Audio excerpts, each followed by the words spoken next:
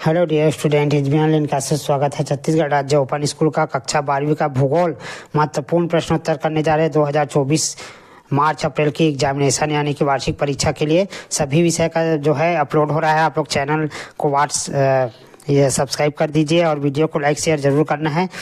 और आपको महत्वपूर्ण प्रश्नोत्तर प्राप्त करने के लिए हमारे व्हाट्सएप ग्रुप से ज्वाइन करना होगा। इसमें पीडीएफ जो है बहुत सारे टीचर बहुत ज़्यादा मेहनत करके सभी विषय को बनाते हैं, उसमें कुछ चार्जेस लगता है दोस्तों। तो यदि आपको वीडियो से ही पढ़ाई करना है तो आप लोग पूरे वीडियो से पढ़ाई कीजिए, लेकिन यदि आपको पीडीएफ चाहिए तो आप व्हाट्सएप ग्रुप से ज्वाइन करके पीडीएफ प्राप्त कर सकते हैं। इसमें कुछ शुल्क पैसा लगता है, उसको आप लोग जो है बार कोड में सर्च मार के जो है पैसा पेड करने के बाद आपको पीडीएफ मिल जाएगा। ठीक है, इसमें से 40 से 50 नंबर तक के सवाल जो है फंसने के चांसेस रहते हैं मॉडल क्वेश्चन पेपर में। तो एक कक्षा 12वीं का सेकंड पार्ट है, फर्स्ट पार्ट मैंने जारी कर दिया है। प्रश्न 21 से 26 तक भूमंडलीय तापन के विविध कारकों का वर्णन कीजिए। तो भूमंडलीय तापन का अर्थ है वायुमंडल तापन मान का धीरे धीरे बढ़ना, जिसके परिणाम स्वरूप मुख्य रूप से मानवीय क्रियाकलापों द्वारा विकिरण संतुलन में परिवर्तन होना भूमंडलीय तापन हरित गृह के प्रभाव के कारण हो रहा है। इसका परिणाम निम्नलिखित है। एक अनुमान के आधार पर यहाँ की कार्बन डाइऑक्साइड की बढ़ने का दर यही रहा तो वायुमंडल तापमान बढ़ जाएगा, जिससे हिमालय पीछे खिसक जाएगी। ध्रुवीय क्षेत्रों में बर्फ पिघल जाएगा, जिससे महासागरों का जल स्तर बढ़ सकता है। विश्व के नीचे क्षेत्रों को जलमग्न कर देगी।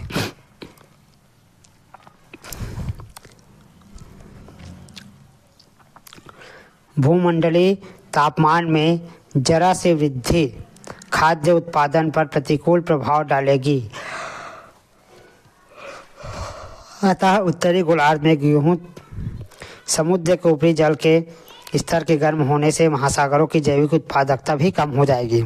हरित गृह प्रभाव के परिणामों का व्याख्या कीजिए। तो हरित गृह प्रभाव क्या है? यह अनुमान लगाया गया कि यदि कार्बन डाइऑक्साइड के स्तर के बढ़ने की वर्तमान दर यही रही तो वायुमंडलीय ताप 21वीं सदी के अंत तक 2 से 3 डिग्री बढ़ जाएगा और ग्लेशियर पिघलने लगेगी। कार्बन डाइऑक्साइड के बढ़े हुए संकेंद्रण और उष्णकटिबंधीय महासागरों के अधिक गर्म होने के कारण अधिक जनसंख्या में चक्रवात और हरिकेन आएंगे। तीसरा है भूमंडलीय तापन में जरा से वृद्धि खाद्यान्न उत्पादन पर प्रतिकूल प्रभाव डाल सकता है। चौथा है समुद्र के ऊपरी जल स्तर के गर्म होने से महासागरों की जैविक उत्पादकता भी कम हो जाएगी। प्रश्न 22 है आर्द्र उष्णकटिबंधीय पर्णपाती वनस्पति की कोई 4 विशेषताएं बताइए। तो निम्नलिखित विशेषता होती है। पर्णपाती वन क्षेत्र में वृक्ष में वर्ष में एक बार शुष्क ऋतु में अपनी पत्तियां गिरा देते हैं। यह खास तौर पर मानसूनी वनस्पति है, जिसके वाणिज्यिक महत्व के पेड़ों की किस्में सदाहरित होती है। सागौन, साल, चंदन, शीशम, बेत तथा बांस इन वनों के प्रमुख वृक्ष है। लकड़ी के लिए पेड़ों की अंधाधुंध कटाई से इन वनों का अत्यधिक विनाश हुआ है। अथवा प्राकृतिक संसाधनों के संरक्षण के लिए भारत सरकार द्वारा प्रारंभ किए गए प्रमुख कार्यक्रम और नीति को समझाइए। तो पहला है देश में वन और पर्यावरण से जुड़े मुद्दों के लिए 1980 में पर्यावरण मंत्रालय बनाया गया। दूसरा भूमि संसाधनों के संरक्षण तथा अनुकूल उपयोग के लिए एक योजना बनाने के लिए 1983 में राष्ट्रीय भूमि उपयोग व संरक्षण बोर्ड की स्थापना की गई। प्रश्न तीसरा नई कृषि नीति में पर्यावरण हितैषी कृषि तकनीकों, जैव तकनीकों आदि को प्रोत्साहित किया गया। प्रश्न 4 राष्ट्रीय जल नीति 1997 में पारित की गई, जो सिंचाई जल विद्युत उद्योगों के लिए की गई। प्रश्न 23 है ग्रामीण और शहरी अधिवास के बीच अंतर स्पष्ट कीजिए।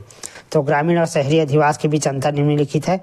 ग्रामीण अधिवास इनका आकार छोटा होता है। शहरी अधिवास यह सघन और विस्तृत होते हैं। अधिवास यानी मकान होता है, रहने का जगह को अधिवास कहते हैं।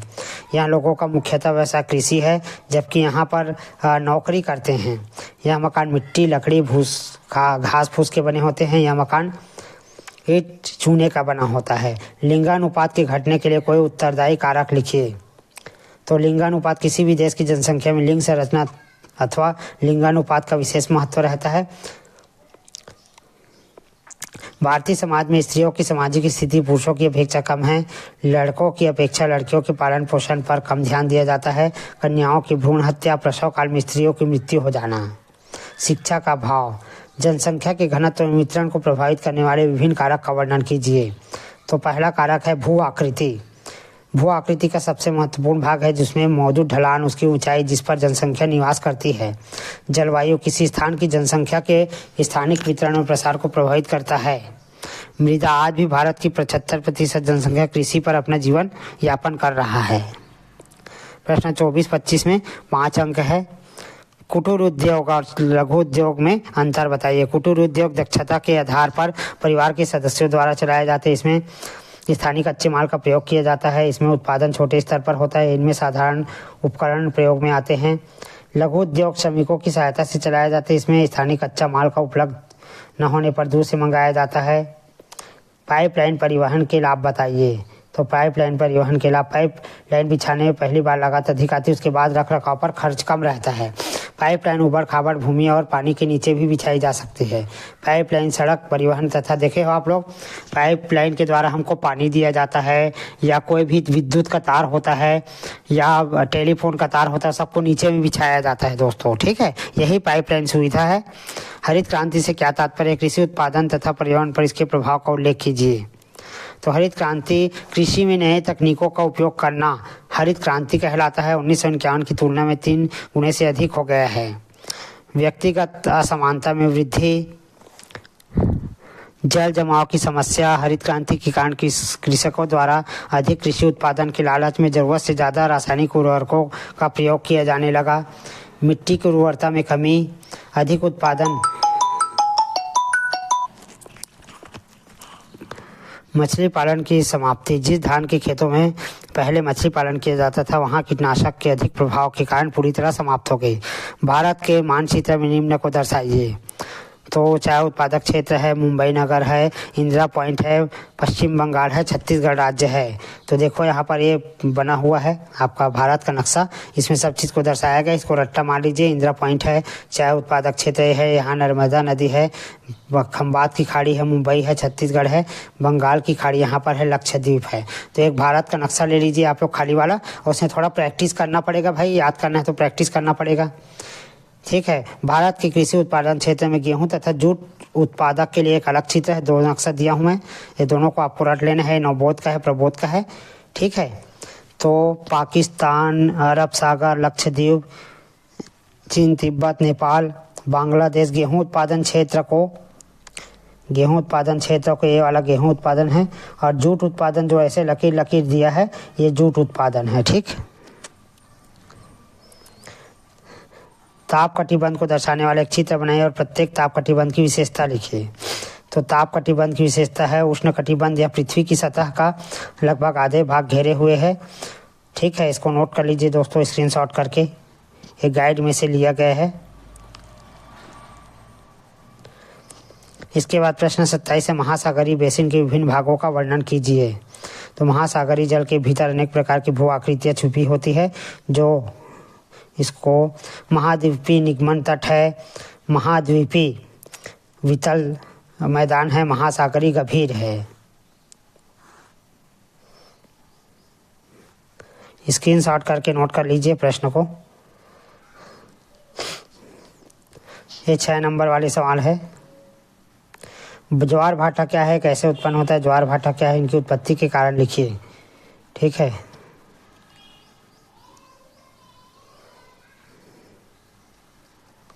तो ज्वार भाटा किसे कहते हैं, परिभाषा और कैसे बनता है उसका चित्र भी बना सकते हो।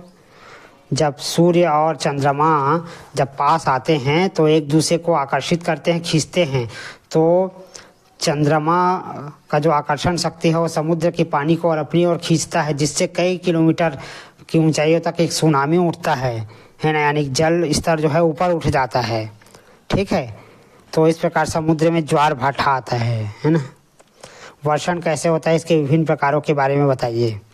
तो वर्षण यानी कि वर्षा कैसे होता है ना, बादल कैसे बनता है, इस सब के बारे में लिखना है। तो वर्षा के विभिन्न रूप है, फुहार जो गिरता है धीरे धीरे, वर्षा है। हिमपात है यानी कि बर्फ का गोला गिरता है, सहिम वर्षा है। ओलापात है।